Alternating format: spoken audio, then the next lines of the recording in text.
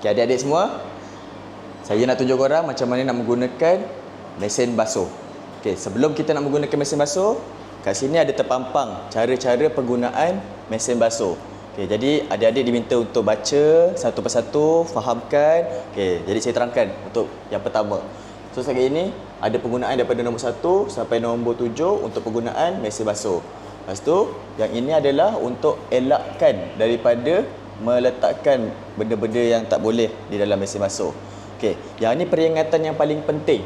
Untuk membasuh baju, hendaklah menggunakan cecair sahaja. Jangan menggunakan serbuk. Okey. So pastikan korang semua beli sabun sabun pencuci, sabun jenis liquid macam ni lah, cecair. Kalau boleh jangan pakai yang serbuk.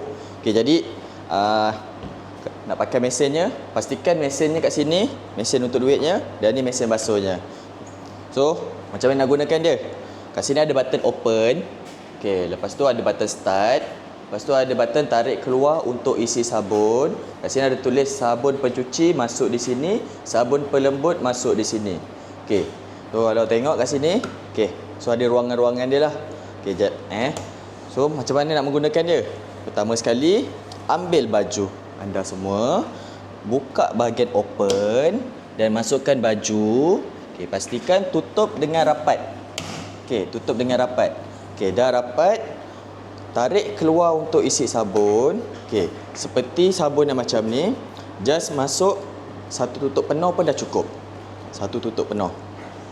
Okey, tapi kalau ada yang jenis besar, setengah sahaja. Masukkan dekat bahagian sabun pencuci. Okey, sekiranya korang ada softener ke, pelembut ke, okey, masuk dekat bahagian sabun pelembut. Masuk siap-siap.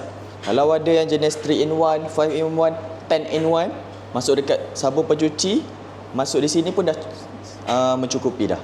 Okey, lepas tu tutup dengan rapat. Okey, sama. Okey, selepas tu jangan tekan start dulu. Okey, setiap pelajar disediakan satu kad.